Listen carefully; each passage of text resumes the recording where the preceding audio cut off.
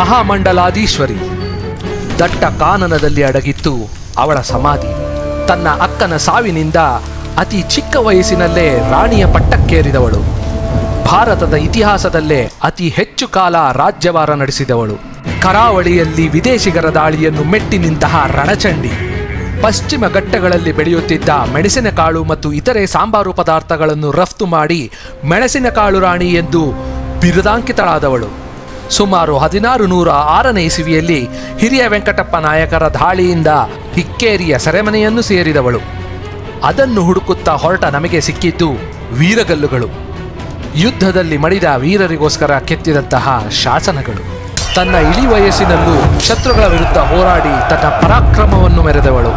ಆ ಯುದ್ಧದಲ್ಲಿ ಬಂದಿಯಾದ ಇವಳನ್ನು ಸೆರೆ ಹಿಡಿದು ಇಕ್ಕೇರಿಗೆ ತಂದು ನಿಲ್ಲಿಸುವ ಹಿರೇ ವೆಂಕಟಪ್ಪ ನಾಯಕರು ಗೇರುಸೊಪ್ಪೆಯ ಮೇಲೆ ತಮ್ಮ ಅಧಿಕಾರವನ್ನು ಸ್ಥಾಪಿಸುತ್ತಾರೆ. ಹೀಗೆ ಅವಳನ್ನು ಇಕ್ಕೇರಿಯ ಬಂದಿಖಾನೆಯಲ್ಲಿ ಬಂಧಿಸಿದ ನಂತರ ಜೈನ ಧರ್ಮದ ಪರಿಪಾಲಕಳಾದ ಅವಳು ಸಲ್ಲೇಖನ ವ್ರತವನ್ನು ಪಾಲಿಸುತ್ತಾ ತನ್ನ ಕೊನೆಯ ದಿನಗಳನ್ನು ಕಳೆದಳು ಎಂದು ಇತಿಹಾಸ ಹೇಳುತ್ತದೆ.